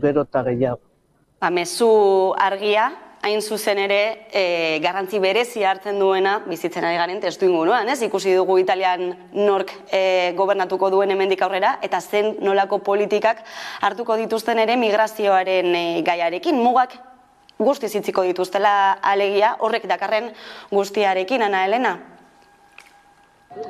Bueno, esango dut gauza bat, eta ez dut esan nahi eskumakoak defendatze ditudala ezertarako, ez dut pentsaten fasismoaren eta eskuma estremisten aldeko igoera ona dena denontzat. Ez da batere ona inorentzat. Baina politika migratorioak direla eta zoritxarrez ez da desberdintasun asko igartzen. Bai, azken finean aipatu duzu ez da, zen nolako balantzea usten duen migrazioak egunetik egunera, urterik urtera, zenbat eta zenbat hildako, bide seguruak ez izateagatik, hori zuen aldarrikapenetako bat, zen nolako jarduerak eramango dituzue aurrera bertan Bruselan, aipatu dugu parlamentarioekin, europarlamentarioekin bilduko zaretela, baita ere mobilizazioak egingo dituzuela. Bai, gaur arratzaldean bertan, orain ja ordu bitardietan bagoaz Lieja aldera, hemen ingurura, eta hor egingo dugu konzentrazio bat, CIE baten aurrean. CIE da Centros de Internamiento de Extranjeros, horren aurrean. Eta gero izango dugu Liejan bertan, bertako kolektiboekin eta enkuentro bat. Agenda bete-beterik, bai. Ez dakit Ana Elenak zerbait gehiago esango zuen. Bai. Esan nahi dut fronterak itxita daudela batzuentzat, ja. Atzo egon ginen kalen, eta urte batean, bakarrik kalen, ia 400 pertsona hil egin dira. Ez dago eskubiderik. Fronterak itxita daude. Guretzat ez, beste batzuentzat bai. Horize mezu argia ere, eta aipatzeko ez, talde guzti hauetan ere, protagonistak ere badirela, migratu duten pertsona horiek ere elkartuko direla europarlamentariekin, eta lehen pertsonan ez, hitz egiteko aukera izango dutela.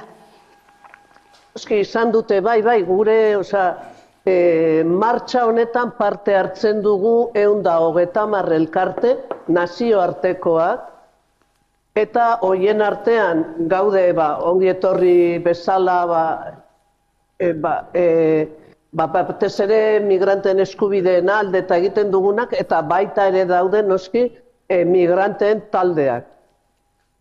Eta con voz propia, eta batez ere gaur europarlamentarioekin bilera izan dutena ja, protagonistak dira migranteak. Eta eurok zabaltzen dute euron mesua. Guk bakarrik erabiltzen ditugu altabozak migranteen alde, batzuetan ez dutelako ahotzik, ez diegulako emoten ahotza. Baina Europan gero eta emigrante talde gehiago dago ja antolatuta, eta gu egongo gera beti euron atzetik apoiat. Ana Elena Altuna, ongi etorri errefuxiatuak taldetik, Bruselatik, eskerrik asko gurean izatagatik eta gertutik jarraituko zaituztegu. Entzun dugu, ezta, Ana Elenak kontatutakoa, bertan egingo dituzten jarduera guzti horiek, eta mezu argia, ez? Fronterak mugak ez direla guztiontzat, ez? Eta pentsatzen jarrita, ez? Gauza inzimpla, ez? Merkantziak iaia, esan gabe, iaia. Pertsonek, ez? Baino eskubide gehiago dituztela, ez? Nola heldu horri? Nik uste dut hemen simpleak, obioak diren gauz batzuk asaldu behar direla, eta migratzea eskubidea dela. Eta eskubideak ezin direla urratu. Eta urratzen ari direla. Beraz, nik oso gertutik ezagutzen dut migrazioa familian, eta normalean jendea ez da bere etxetik ateatzen, eta beste leku batea junten da, beste kultura bat, beste egunerokoa, enprogresitzera desira batengatik. Normalean hau ez da gertatzen. Eta alaba da, eskubidea dakate gainea, baina normalean ez da gertatzen, ez? Eta normalean jendea migratzen du gerrengatik, ekonomiagatik, eta hori da, berriz ere, lehen oitz egiten genua, sozioekonomiko eredu batzuk daudela, non iparra egoa esplotatzen eta expoliatzen du. Beraz, erantzukinsuna daka hori batetik. Argia da, asal kolore berezi bat dakate, ez dire etzuriek, hor argazkiak ikusten genuen jendea ez zen zuria. Beraz, politika kolonial bat, edo neokolonial bat dago hemen atzean. Eta hemen bi gauza garratzitu dare. Egia da, migrazio politikak Europan erabakitzen direla, eta horregatik Bruselan zegoen ongi etorria refuxiatuak, hortze badago Frontex mafia bat da, fronterak kontrolatzen duen Europa dagoen mekanismo bat da, Europan orain eskuma gobernatzen du, eta Frontex aldeko neurriak izango dira justuki migrazio eskubideen kontrakoa, eta Europan hartzen dira, baina Euskal Herrian, naiz eta eskuma batzuk ez egon badaude eskuma batzuk. Alegia, ezin dira asilo neurriak zeintzuk diren erabaki Europan erabakitzen direlako, baina bai erabaki daiteke zenolako akogida guneak ditugun.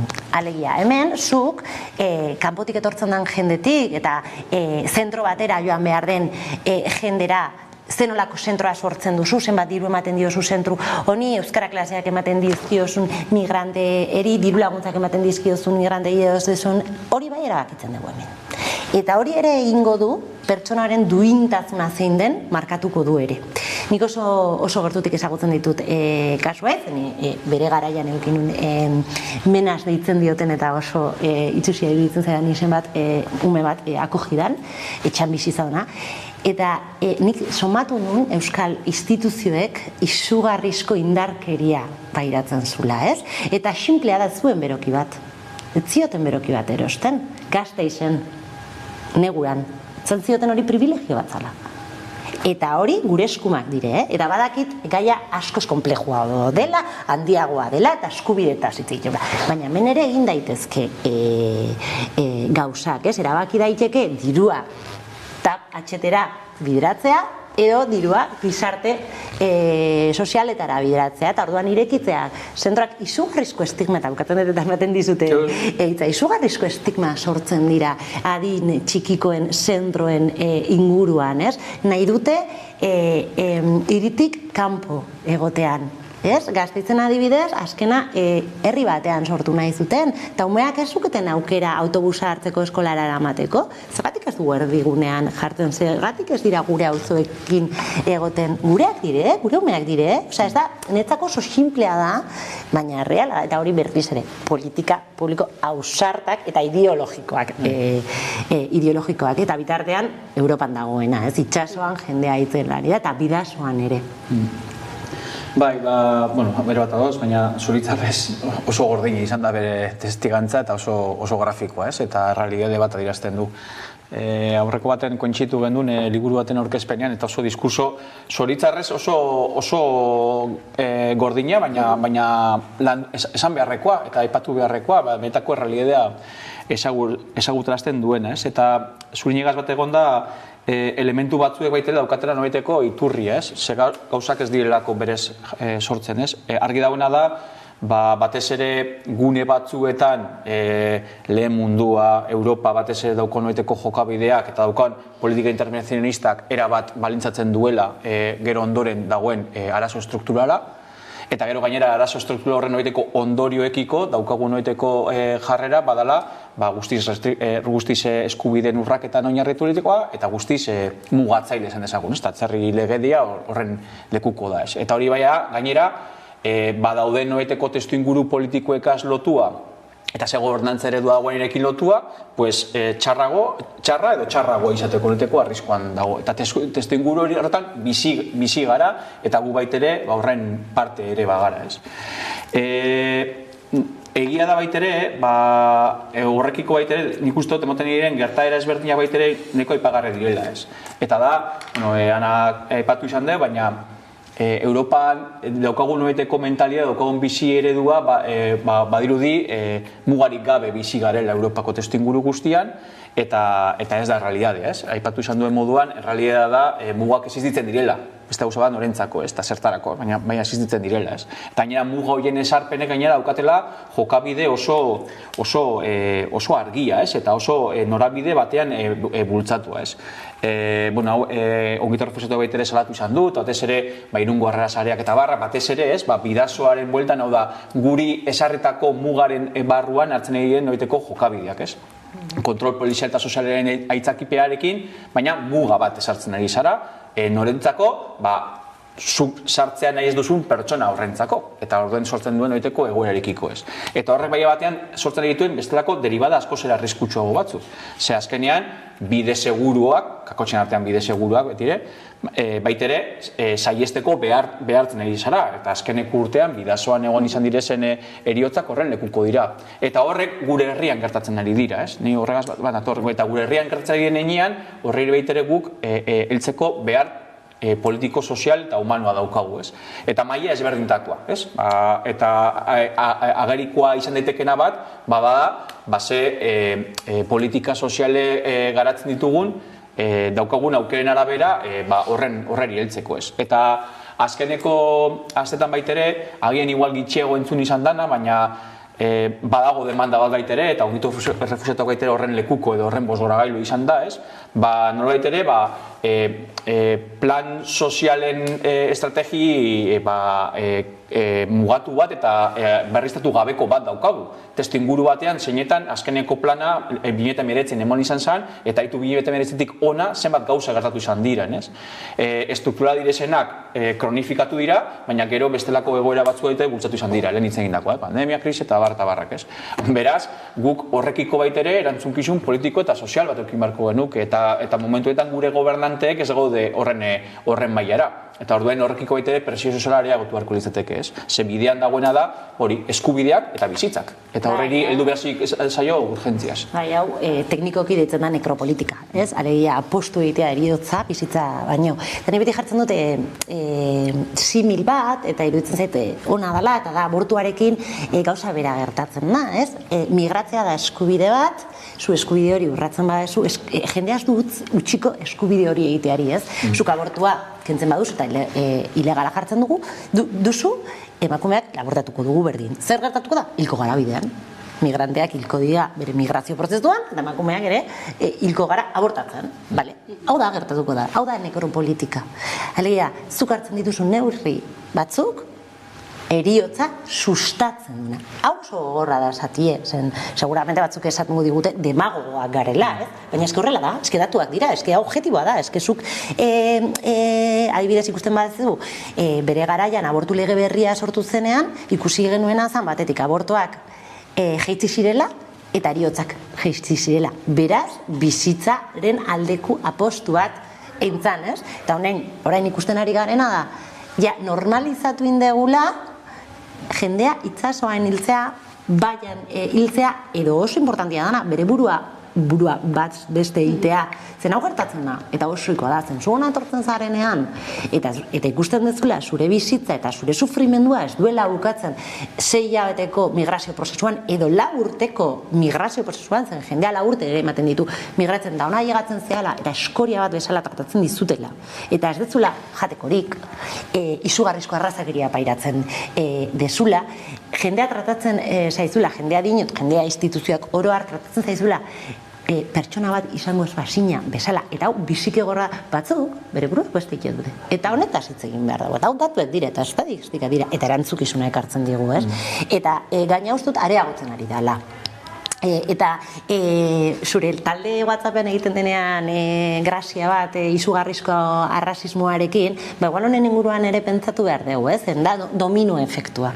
Eta gauza ez da azten Marruekosen aztentzarenean migratzen bide batez Espainiako gobernua guztiz ados dago Marruekosekin eta geopolitikoki ere zenolako erantzukizunak dakagun, eske dana iker, ni oso temati dago honekin, baina oso interkonektatuta dago, ez zuke gobernu bezala, Espainiako gobernu bezala, zure aliantza bada gobernu bat, Marruekos, zeinetan bere herrietatik espulsatzen dituena bere umek, igual apurtu behar dituzun aliantza estrategikoa, claro, nola apurtuko duzu da, kasun, aliantza estrategikoak hori zure eredu sozioekonomikorako lagungarria bada, ez? Eta aldi berean Sahara espoliatzen dezu Marruekosi men egiteko, eta dana interkonektatuta eta bitartean nekropolitika, ez? Orduan, saia da, eta urgentziazko kontua da. Aipatzen zenuten, ez? Inork ez duela nahi bere herrialdetik ihes egin, hor ere kausei begiratzea, ez? Erreparatzea, zergaitik jendeak ihes egiten du beraien herrialdetatik, zer bilatzen, eta noren erantzunkizuna izan daitekeen, ez? Gure bizi baldintzak aipatu duzu, ez?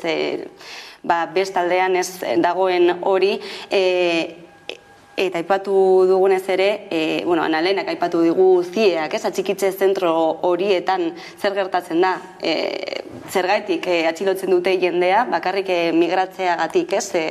Esan nahi dut, hainbat eta hainbat denbora igarotzen dute bertan, legeak estipulatzen duena baino gehiago, eta gero beraien herrialdetara berriro ere bueltatzen dira, bueltatzen baldin badira, bizi baldintzak oso kaskarrak direlako bertan.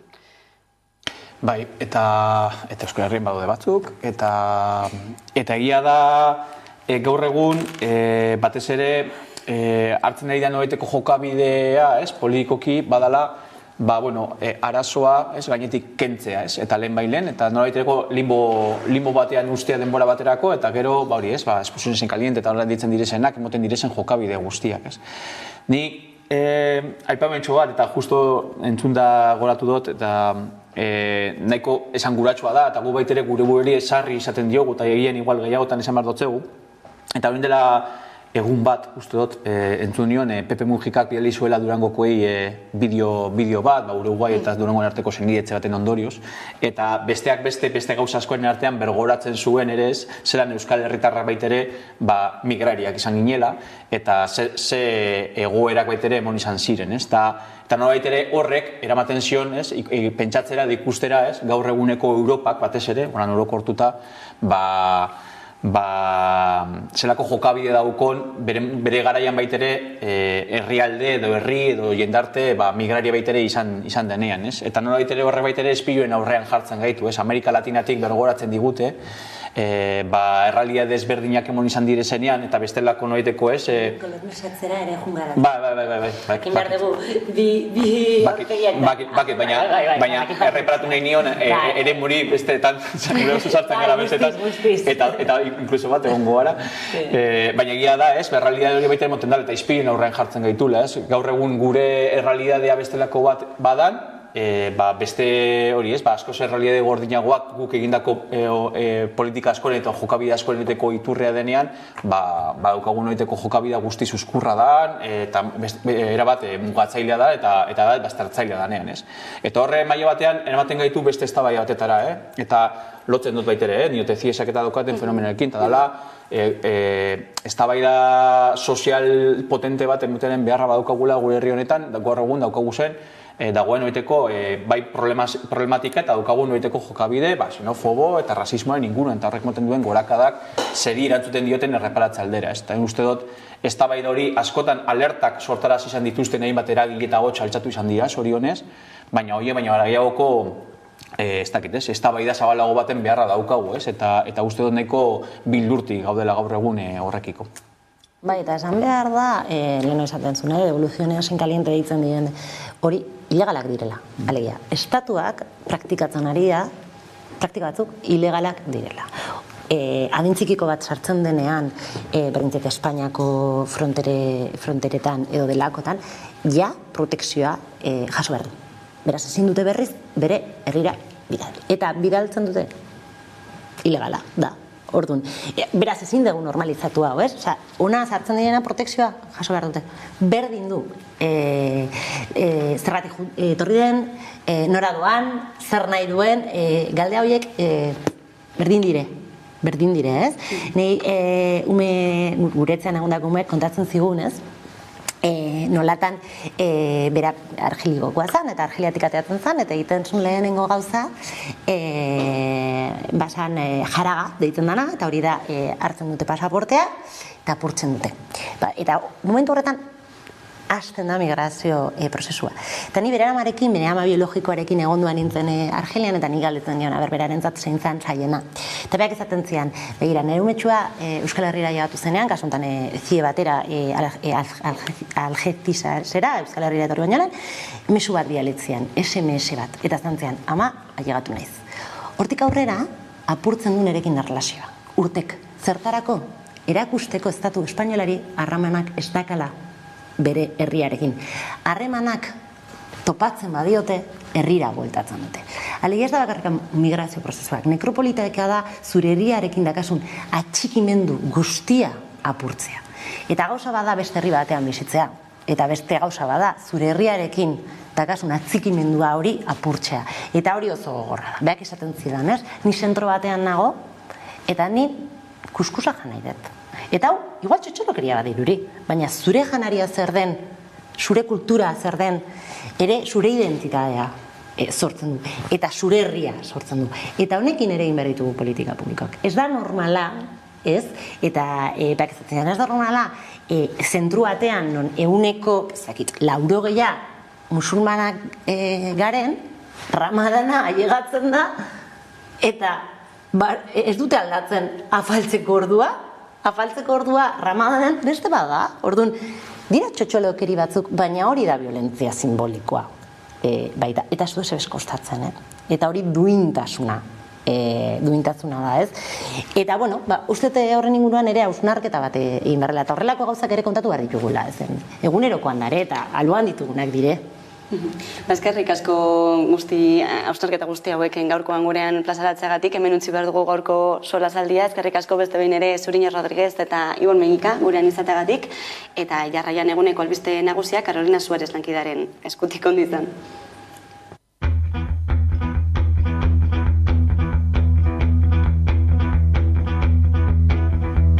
Izarak astindu orduko ikusi zaitut zorutzunetan, itzalen pare, krisialdi handien enkrak hori, ezin bera beiratu ez zaitut nahi ikusi. Terrudu naizela onartzen dudan arren, amesten dudana zin badut bete, saidazun hor naizen. Txaloza parradak isildu zirela, ez altzara ohartzen. Erabaki bat ez hartzeak ez zaitu damu hartaz libratzen. Zahar Barkatu ez esatearren.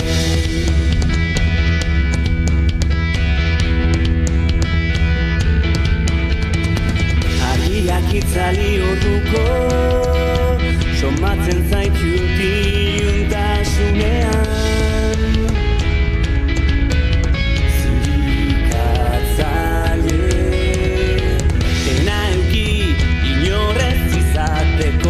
Errazkeriaren militante bat deio Teizan ninteken ari gadetzen diot gauero Amesten dudana ezin badut bete Zaidaztu nor naizen Txalo zaparradak isildu zirela Ez altza